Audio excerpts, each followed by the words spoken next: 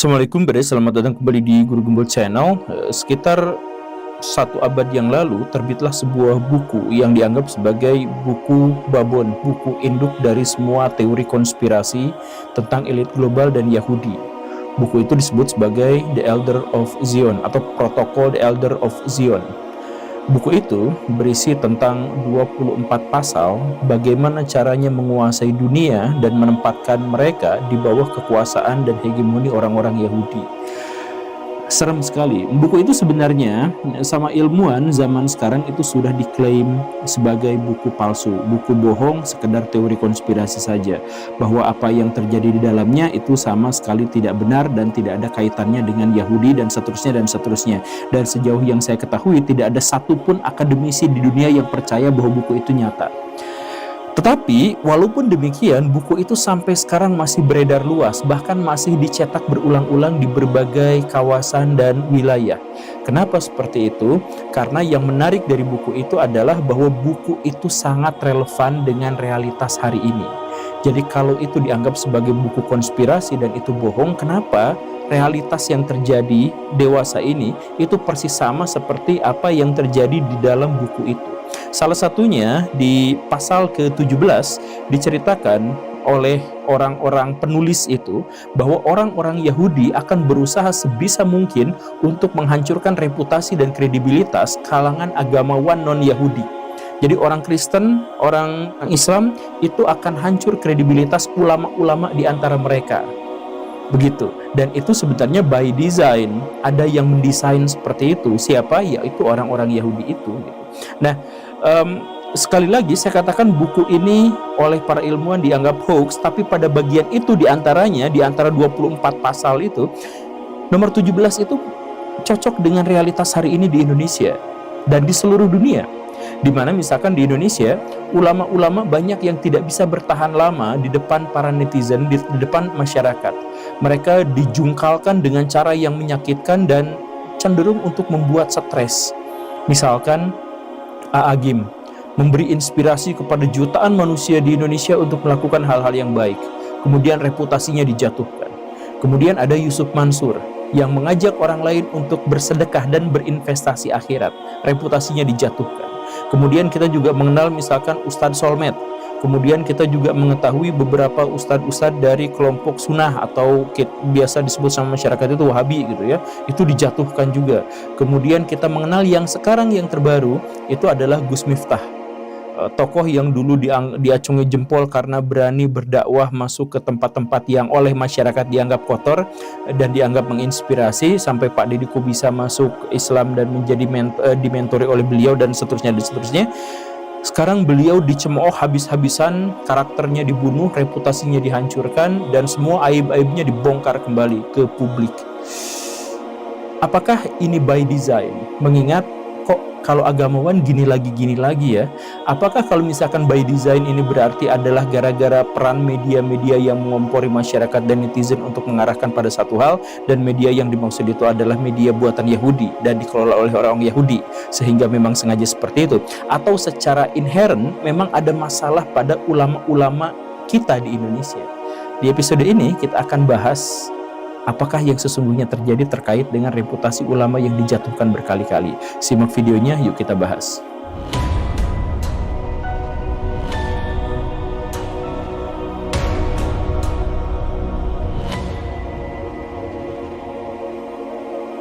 Betapapun saya mempertimbangkan bahwa memang ada gerakan desain untuk menghancurkan reputasi para agamawan di Indonesia atau di seluruh dunia misalkan, saya tetap menganggap bahwa apa yang terjadi di Indonesia sekarang terkait dengan cancel culture terhadap sebagian dari ulama-ulama itu memang terjadi karena masalah dari para ulama itu sendiri, atau terjadi gara-gara masyarakat kita memandang para ulama dengan cara yang keliru atau dengan cara yang salah gitu. Misalkan beginilah ya, apa yang kita pahami tentang ulama sekarang itu diantaranya adalah bahwa ulama itu sering ngurusin urusan orang lain.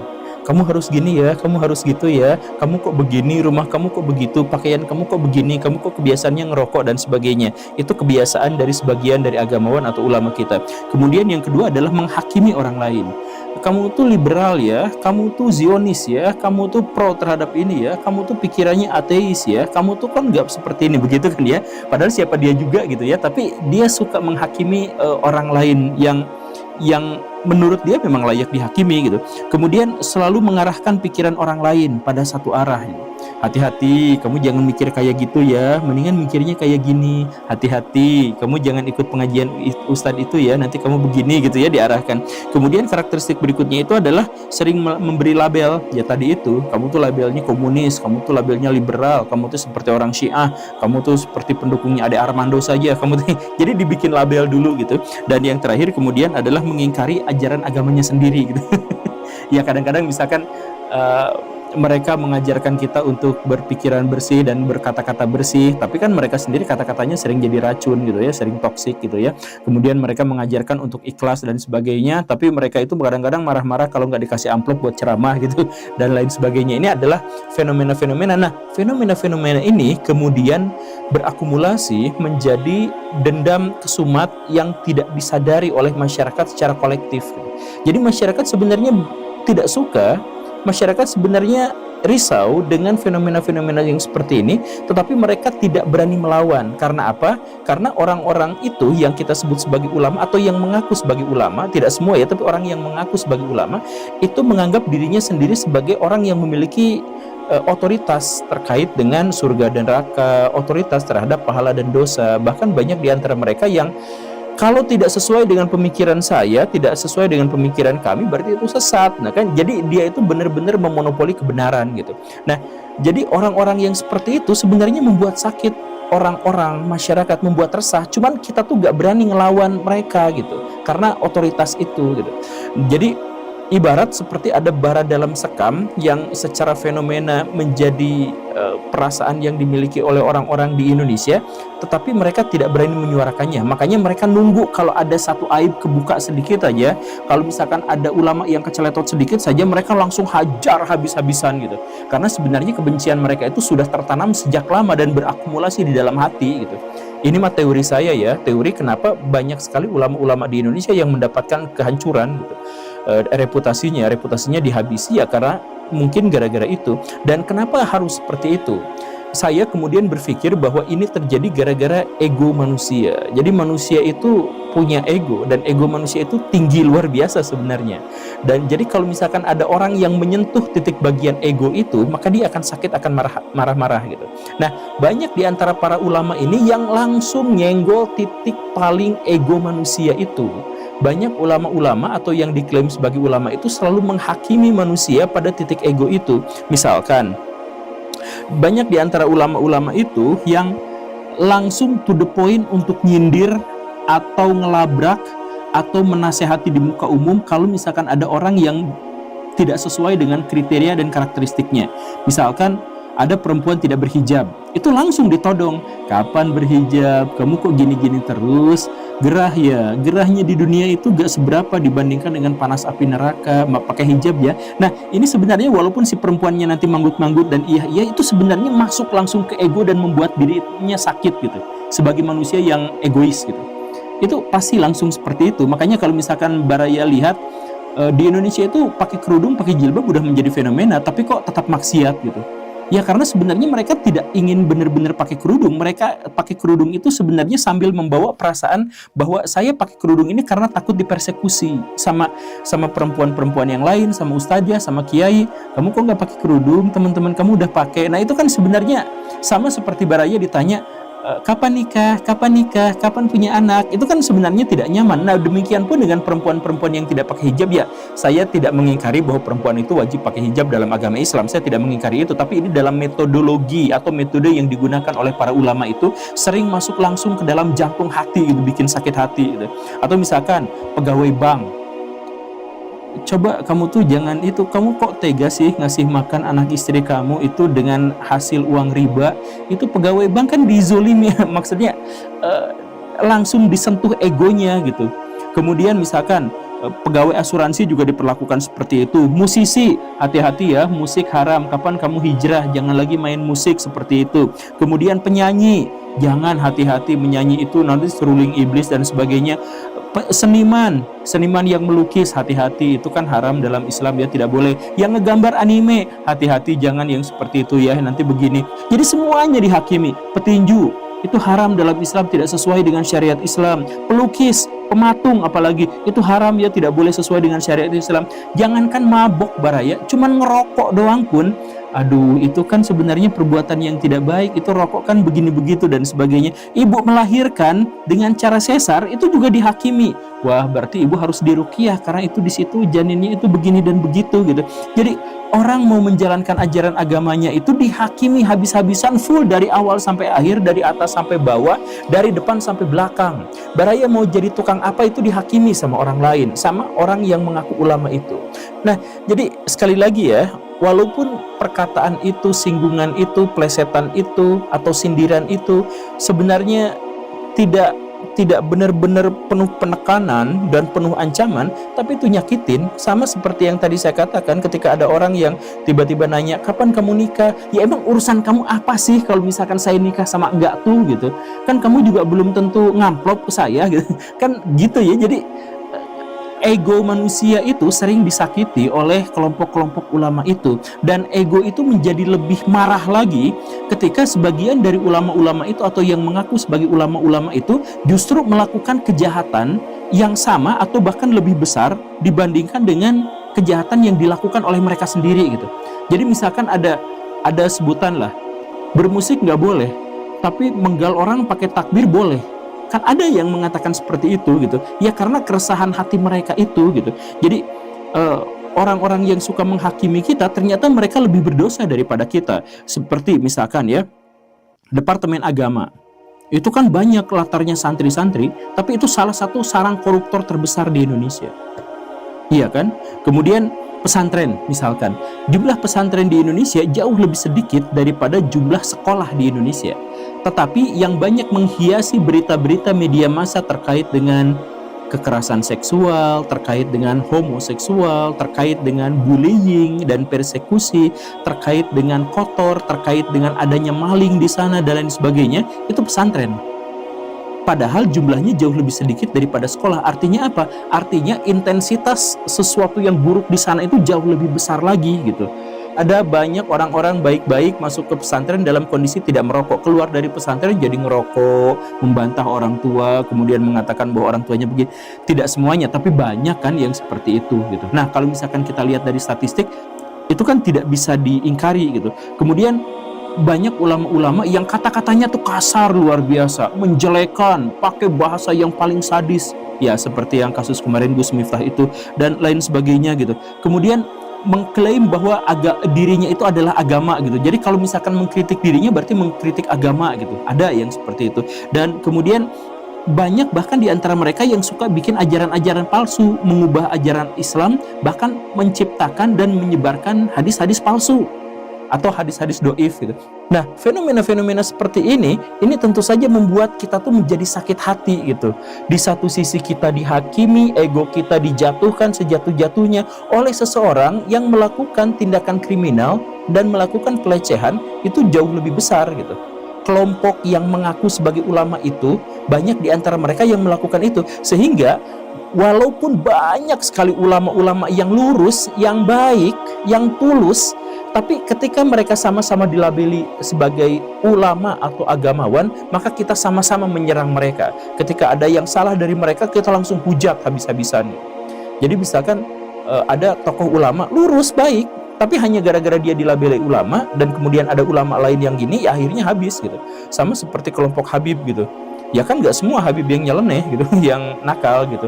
Tapi kan semua Habib akhirnya hancur, reputasinya dijatuhkan. Sekarang yang coba dijatuhkan oleh Gus gitu ya. Jadi semua yang Gus gara-gara Gus Miftah ya, jadi akhirnya jadi kepleset juga yang seperti ini gitu dan lain sebagainya lah. Nah, ini jadi bahan pertimbangan. Ditambah lagi, coba rumusnya ya, baru dua ya. Satu, mereka menghakimi, melabeli dan sebagainya. Yang kedua adalah bahwa mereka ternyata juga melakukan kejahatan dan dosa sama seperti kita, bahkan lebih besar lagi. Yang ketiga, yang lebih buruk lagi adalah ketika kita kritik, marahnya bisa sangat-sangat mengerikan. Makanya saya bertemu dengan banyak orang, tokoh-tokoh terkemuka, yang pas ngomong dengan saya, ngobrol kesana kesini, pas ngomong bahasa agama, lancar sekali. Tapi pas, ayo atuh ngomong di ruang publik, nggak ada yang berani. Kenapa? Udah, ini mah agama mah sensitif, jangan dibahas. Agama itu memberikan pencerahan kepada manusia. Agama itu harus didekati. Tapi sekarang agama menjadi bahan dialog yang menjadi sangat sensitif gitu. Kan kacau. Kebalik, agama yang seharusnya menginspirasi orang untuk melakukan kebaikan terbatasi. Gara-gara apa? Gara-gara agama itu sensitif. Kenapa? Ternyata karena yang disebut sebagai ulama itu galaknya luar biasa. Itu udah galaknya bisa sampai keterlaluan. Misalkan seperti ini Baraya, beberapa tahun yang lalu ada seorang ibu-ibu beragama Buddha namanya Ibu Meliana. Dia suatu kali terganggu oleh suara toa masjid dan dia minta tolong kecilkan toa masjidnya. Apa yang terjadi? Beliau itu dipersekusi habis-habisan. Rumahnya dihancurkan dan dibakar. Kemudian tempat ibadahnya, komplek tempat ibadahnya, ada 8 atau 7 bangunan di situ, itu dibakar masa, dihancurkan. Ibu Meliana yang jadi korban persekusi, bullying, kekerasan, intimidasi yang seperti itu masih juga dipenjara 1,5 tahun atas nama penistaan agama. Padahal agama apa yang dinistakan? Kan beliau mah cuma minta ngecilin toa. Masa ngecilin toa itu penistaan agama gitu? Kalau misalkan dia dikatakan sebagai menistakan agama karena menolak azan gitu, dia kan nggak menolak azan, hanya meminta untuk dikecilkan. Dan ini Baraya, dalam syariat Islam ya, baca Quran itu tidak boleh terlalu kenceng. Boleh terlalu kenceng dalam momen tertentu dan tidak mengganggu. Kalau dalam kondisi mengganggu, baca Quran itu berdosa. Kalau baca Quran aja berdosa, apalagi kalau sholawatan di masjid pakai toa sekenceng-kencengnya, itu dilarang. Dan dalam Quran dan Sunnah dilarang. Kemudian menurut Kementerian Agama juga dilarang. Kemudian menurut MUI, ya silahkan sesuaikan dengan adat masing-masing di suatu daerah. Kan semuanya udah gitu. Lalu alasan mereka tuh apa? Kalau alasannya agama, udah jelas dilarang. Kalau alasannya logika, biasanya logika yang mereka gunakan itu adalah kita kencengin suara itu biar sholawatan kedengeran sama orang, jadi ibadah dan menjadi dakwah. Menjadi dakwah kayak gimana Baraya? Justru gara-gara itu banyak sekali kaum muslimin yang tidak mau rumahnya dekat dengan masjid. Cek Baraya ke semua tukang properti di Indonesia, harga rumah yang di dekat masjid itu lebih murah, bahkan jatuh dibandingkan yang jauh dari masjid. Karena apa? Karena terganggu luar biasa, bukan sama azan, bukan sama sholawatan, tapi sama azan yang diperkeras dengan suara toa yang membisingkan itu. Kan begitu. Nah, jadi ini bukan penistaan agama, tapi dianggap dilabeli sebagai penistaan agama. Dan ketika Ibu Meliana minta dikecilin, itu langsung dihukum 1,5 tahun penjara, plus rumahnya dibakar, plus tempat ibadahnya dibakar, plus dirinya diintimidasi. Itu yang terjadi, dan bukan hanya sekali. Kasus misalkan kemarin ada seorang influencer cobain makan babi, yang jelas itu haram gitu ya, makan babi itu haram gitu. Tapi kemudian dia ngomong bismillah, ya mungkin karena udah biasa gitu atau apa, karena dia muslim, cuman muslim yang nakal gitu. Ya itu kan dihakiminya apa? Sampai masuk penjara. Kemudian kita juga melihat banyak sekali fatwa-fatwa ini masuk penjara karena penistaan agama. Lagi-lagi kemarahannya itu luar biasa, bisa sampai ini. Baraya cek orang-orang luar mau bikin film kalau ada menyangkut Islam itu sangat hati-hati karena pemarah sekali. Nah, orang-orang yang disebut sebagai ulama itu pemarah. Udah mah di satu sisi mereka suka menghakimi, udah mah di sisi lain mereka juga sebenarnya banyak yang melakukan hal itu. Dan kalau misalkan dikoreksi atau apa, itu bisa marahnya luar biasa. Dan ini bukan hanya pengalaman kolektif orang-orang awam. Orang ustadz-ustadz juga kayak gitu. Jadi sesama ustadz itu saling meng-cancel. Jangan ikutin ustadz anu karena begini dan begitu. Saya kemarin diskusi dengan seorang ulama sahabat saya, seorang dai yang muda, belia dan menginspirasi banyak orang. Beliau juga sangat dibatasi dan merasa sangat berhati-hati kalau misalkan dakwah, karena serangan terbesarnya itu justru didapati dari orang yang mengaku ulama itu gitu. Jadi ini sama sekali tidak konstruktif Baraya. Jadi ayo kita rubah. Jadi kata-kata saya ini adalah ekspresi kecintaan saya pada agama saya, pada masyarakat ini gitu. Tapi tetap aja mungkin di kolom komentar masih akan ada yang menghujat saya sebagai anti ulama dan sebagainya gitu. Ya itu karena galak dan kemudian marah-marah. Baraya coba kalau misalkan ada yang mengkritik itu tapi dalilnya agama, itu marahnya luar biasa. Kamu tuh kan nggak ngerti soal agama. Banyak di antara kita tuh yang kok galak banget seperti itu, padahal ya biasa-biasa aja gitu. Bisa kan kita biasa-biasa aja gitu. Dan iya sekali lagi ya, ini menjadi fenomena sehingga karena di satu sisi masyarakat kita itu adalah resah terhadap oknum-oknum dari orang-orang yang mengaku sebagai agama, sebagai fenomena kayak seperti itu, tapi di sisi lain mereka juga sangat takut masuk neraka dan ingin mendapatkan surga. Nah, kegelisahan itu akhirnya apa? Akhirnya ia tersimpan aja dalam hati, tapi nunggu pas giliran ada ulama yang melakukan kesalahan kecil aja sebenarnya, atau melakukan hal-hal yang biasa dilakukan oleh masyarakat yang lain, mereka langsung dijatuhkan. Oke, Baraya itu saja ya. Terima kasih karena sudah menyimak. Semoga tidak disalahpahami. Saya Guru Gembul. Assalamualaikum warahmatullahi wabarakatuh.